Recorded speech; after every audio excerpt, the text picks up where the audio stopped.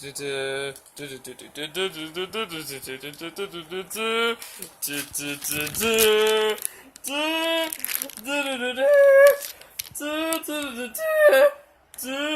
done. Alright, yeah, we got glasses. And these didn't even work for IMAX. Yeah, paid $8 for nothing. A souvenir. Maybe they'll be worth something later in life. I hope so, because if not, I wasted $8. Anyways, hey guys, so this is Home Productions 5 with our first video in a long time that isn't a trailer reaction video. Oh my god.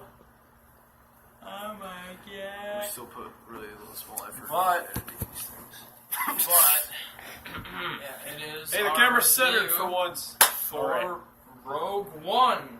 A Star Wars So, this movie's been highly anticipated. I've been highly anticipating. I mean, we all have been. It's a Star I've heard Wars mostly movie. positive things about this movie, so I was excited going in. I was like, yeah, this is going to be great. I really enjoyed this movie. I really liked it. Yeah, I really liked it too. And it's good Star Wars. it just felt like a Star Wars movie, and like it felt like classic Star Wars movie in some parts, especially just like the design and the aesthetic just felt Definitely the aesthetic. classic Star Wars, you know. And then it had a war movie feel to it too, which I thought was really cool. I will admit this. I don't know how you felt, but I had a little trouble getting into it in the beginning. I'm not sure what it was. The opening I thought was really good, but I don't know why. I wasn't really into it that much. I'm thinking maybe, possibly, it was, I don't know, for some reason it didn't feel super Star Wars to me in the beginning. I don't know why. It definitely had the aesthetic, but I don't know. Maybe it was the score. I don't know. It might have been the score. Because Star Wars has a super iconic score, and the first half an hour of this movie, that score is completely absent. So maybe that's what my problem was. I was like, something feels off. Where's the John Williams music? Oh, there it is. Yeah, and then when it shows up, I'm like, oh, there we go. And I think right from when, let me think, the first major battle scene, right from there I was hooked. Yeah. Yeah, that's where I was hooked, and then I really liked the movie the rest of the way through. Yeah. The whole final act was freaking amazing. I will say Final that. battle scene. That's the scene that reminded me of war movies, and it was like the way it was shot and the way it was edited, except minus the blood and gore. And it felt like Star Wars, but it felt like a Star War. Oh, I know. But yeah. But in the war, Star Wars is the most overused term ever. But yeah, I really enjoyed this movie from the first battle scene on. And even in the beginning, I liked the direction and the aesthetic, and I was interested enough in the story. The characters were kind of established. They weren't as established as I'd like them to be, but I think that once that first battle scene kicked in, after that, I was really into it. Yeah. And one thing about that first battle scene, though, is I was kind of paying attention, and some stormtroopers got shot and blew up and stuff. I saw a stormtrooper on the ground, and I was paying kind of close attention. I'm like, is that blood? I think I saw some blood on a dead stormtrooper. I was like, whoa! I mean, it wasn't like Saving Private Ryan with Star Wars, but still, it was pretty gritty on some dark stuff happened for a Star Wars movie. Star Wars is considered a family movie. In this movie, people die, and good guys die. And it's like, it was kind of, but it shows the struggle to get those plans. And it shows it well. And now you actually care more about how those plans got to Princess Leia in the first place. And the movie ends right where New Hope picks up. And pretty much exactly where it picks up. And it was It was great, and there's definitely plenty of death in this movie. We're not going to get into spoilers here, but you probably already assumed that there's going to be a lot of death, actually. You did know going in, so don't say I'm spoiling anything, because literally in A New Hope, it's like, a lot of people died, didn't be spoiling, So, so that a lot of people died. complaints. But, however, this was a good movie. But it does have some problems. And I didn't like it as much as Force Awakens. Because, Force Awakens is just, like, so good. I like the characters in Force Awakens more, I will say. The most well-established character in this movie is Felicity Jones' character, Jyn Erso. She's probably the most established character. The rest of the characters, sure, they get some backstory. Some of them don't get any backstory, really.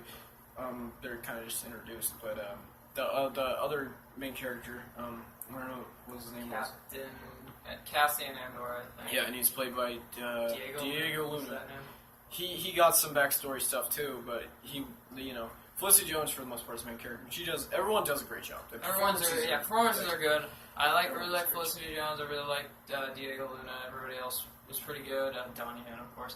We're mainly watching Donnie Yen for his fight skills, and you definitely get that. So no real disappointments on that front. He gets a couple really cool fight scenes, and no, he's not a Jedi, so stop asking.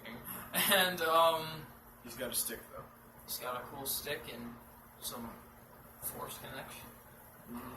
He's one with the Force. And the Force is one with the... I don't know. He's one with the Force, and the Force is with him. Yeah, the one in the Force. Anyway. Yeah, a lot of people are going to be saying that. So, that's what I'm going to say every day when I wake up to... One with the Force with me. That's what I'm going to say before my finals next week. One with the Force with me. Yeah. Before I take my math final next week. Yeah. Anyway, but, yeah, it's, yeah. And then there's a motion capture character that shows up. There's a few cameos in this movie from the original trilogy, not just Vader. There's some others, and a couple require motion capture kind of CGI. And when I first saw one character in particular, I was like, "Wow, those are some really good PS4 graphics." It was good motion capture, but you could tell it was CGI. They had this character in the light too much, and I figured just kept him kind of shadowed off, shadowy, or just not showing him his face that much, because it was very noticeable, and pretty much anyone could spot. And I can understand a lot of people say Dawn of the Planet of the Apes has super good motion capture, and I can understand that. It's a little the apes do look really good, but I think it's a little different when it's humans. I think with the motion capture, it was almost on par with apes. I mean, it was pretty good, but I think there's just a real difference between because it's a human character. When it's a human. So when it's a human character and he's surrounded by a bunch of real actors, and his face looks like a video game. It's pretty noticeable. Yeah. So even the best video game graphics compared to real life, you can tell. So it was a little but it wasn't too unbearable though. But that was the only thing that really took me out of the movie. Yeah, when he showed up. And obviously characters like Darth Vader, you don't need to do motion capture because you don't see his face. But we do get James Earl Jones, so Oh my goodness, Vader is not in the movie that much. My boy Vader isn't in the movie that much. But when he's in the movie, he's amazing. Especially one scene in particular had me, practically wanting to clap. But the movie wasn't over yet, so I couldn't clap. I was just like, oh my god, yes! You shouldn't want to clap, but you want to clap. It was messed up. It was so awesome. It's just right when, at the beginning of that scene, you're just like, oh, it's Vader. Oh my god! Now it was terrifying. Even his first scene was pretty good. You're like, who is that? Oh, that's Vader. We're gonna get some Vader, and there's even some so there's some classic character cameos. There is, I'm not 100% sure, but there is a planet in this movie that looks very similar to another planet, and I'm not talking about Jedha looking like Tatooine. I'm talking about a different planet, but I think it might be from a previous Star Wars movie. I'm not 100% sure it's the same planet, but it looks a lot like it. And also, obviously, Thor. I mean, the Rebels are a main part of this movie, the Rebel base, obviously. Yeah, that was some of the callbacks that made me feel like Yavin 4 is obviously going to appear, so don't yell at me for You obviously come on. All right. Some trailers. I'll talk about a different planet other than the Avatar too. But yeah, really, really cool movie. Especially the final act is great. It's straight up. It's like a war movie. The visuals, cinematography, visuals great. I've been praising the cinematography as every one of these trailers. I'm like, the cinematography looks amazing, and it is really good. Is. Not all of the shots from those trailers are used, unfortunately. Not all the footage from the trailer is used, but there is a lot that is, so that's good. Definitely not as much cut as Suicide Squad. Sorry, I had to bring it up. I had to. But there's a couple of scenes that aren't in the movie, which might make some people mad, but I didn't really mind because the movie still fit together really well. I didn't. So yeah, really characters. see problems We talked about with Jyn issues. Erso. She was pretty good. She was really good. Talked about Captain Andor. He was good. Donnie Yen. Donnie Yen. That guy's partner. Or his partner. We got. The droid. Well, I know I was gonna bring him up, but I was gonna wait for that. I was gonna first talk about Forrest Whitaker. He was in the movie. I enjoyed him. I didn't have as big of a problem with him as some other people have had. They're like, his voice is stupid. I can see where they're coming from, but I didn't really mind it as much as other people. I thought he was pretty good. I understand he's a character from the Clone Wars, and that's a cool callback. I think there's one Easter egg in here that might reference Clone Wars. I'm not 100% sure, but it's a very There's all nods and There's a lot of nods and to- winks for Star Wars fans, like classic Star Wars fans, and just Star Wars fans. Star Wars in general. fans. You know, it's great. It's pretty great, and yeah. So let's bring up K2SO, the droid, the Imperial Enforcer droid. I think Definitely comic relief in this movie. He was hilarious. a lot of people think he's one of the best parts of this movie. I have to agree. Yeah, he's really cool. Voiced by Alan Tudyk, and who also does I think the motion capture for. Yeah.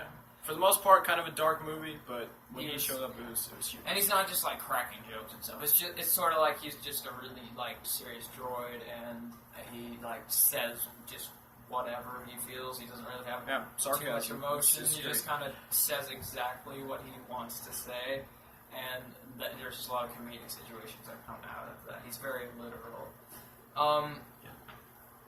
His introduction is also really funny, but I saw that scene online. But I did not watch the clip from this movie. There was a clip released, I think, the first Stormtrooper installed, maybe. I didn't watch. But yeah. any clips. I didn't watch any clips either, so I was like I really liked this movie. No, I wouldn't say I didn't like it as much as I hoped to. I would. I got what the I wanted. ending- I got the what I ending wanted out of it. especially. At first, I was like, man, I mean, like the ending. I mean, the beginning was kind of. I'm liking this movie. I just wish I liked it a little more. And then the ending came, and I'm like, that was worth it. Yeah, that was great. The ending is freaking awesome. But yeah, that I think is gonna wrap up our review. I'm gonna stop rambling on now. Star Wars Rogue One. Let's give our scores. You go first. Okay, so I agree with most of his points. Really liked this movie. It had some small issues, but nothing too like gigantic where it's like, oh, this movie's terrible. Because it was a good movie, and I would watch it again. I probably will watch it again if I ever get money to. But nonetheless, I'm going to be giving this movie an 8.9 out of 10. I'm gonna go pretty close. I'm gonna go 8.8 out of 10. So 88%. That's pretty good for me. Yeah, I really enjoyed this movie, and the ending was great. And you know what? There's a lot about this movie to talk about, so I think a spoiler review is in order. If you guys want it, we'll do it. Because I definitely want to talk about this movie a little more, especially Yes. I want to talk about Vader. I want to talk about the other cameos in the movie, the other stuff, the spoilers. Yeah. Also, let's really quickly. We kind of glossed over Ben Mendelsohn, Oh yeah. Director Krennic. I think he was pretty good. He obviously is no Darth Vader, but I think Darth Vader overshadows him in every scene. I think that Even if it's only for two what he's scenes. given, I think he does a pretty good job, and he's kind of supposed to be a little over the top, which it's cool. He's pretty intimidating in some scenes. I liked him. No. I was kind of like, when some other characters showing up, I'm like, Like, stop screwing this guy over, man. He's making the Death Star. You should Yeah. give him a little more Give him credit. some slack. He's trying to make a planet He's destroying trying weapon. to make a planet-destroying weapon Okay. to help you rule the galaxy. I mean, give him a little more credit, man. But, yeah, I really like this movie. We really liked this movie. We really enjoyed it. And that was our review. Star Wars. Also, one last thing. Mads Mikkelsen did a good job. Mads Mikkelsen, right? We almost forgot him. He did a good job. And yeah, so Yeah, that's what a lot of reviewers are giving over Mads Mikkelsen, which is kind of criminal, because the guy is a great actor. and he's not playing a villain. Well, kind of. No, he's not really a villain. He's not a villain for once. So Yeah. there you go. He's not a villain. There's one specific reason he is not a villain. And that Yeah. reason is also a thing that happens to be a big problem a lot of people have with the Star Wars movies. Yeah. That is addressed in this movie. And that must be the thing Chris Stuckman was talking. I just realized. Yeah, that was what he was talking about. That's the concern that's finally been addressed. So You have Mads Mikkelsen to thank for that. that I just realized that. I'm so dumb. Well, I kind of realized it in the movie, but I just remembered. Yeah. But So yeah, Okay. Anyway, not a bad guy. we can't spoil it. But Alright, anyway, so it was pretty early on, but still, I'm not going to spoil it. Alright, guys, that was our review. Also, there was a preview, like a whole scene of Dunkirk before this movie. If you want us to talk about that too, we can talk about that too, because that was pretty cool. let us know. Yeah, so, peace out, guys. That was Star Wars Rogue One. Probably doing spoiler review. When? I don't know, maybe tomorrow, maybe whenever you guys want us to. Special Probably Christmas aren't- episode. I'm just kidding. You Probably guys just probably gonna- won't comment on this, so. The only person who comments is our friend from high school. Constantly stalks our channel. I know who you are. Yeah, I Alright. appreciate that. Peace out, guys. Go see Force Awakens, or I'll Force choke you. You said Force Awakens. Force Rogue One, Go see Rogue One. or I'll Force choke you through this video screen.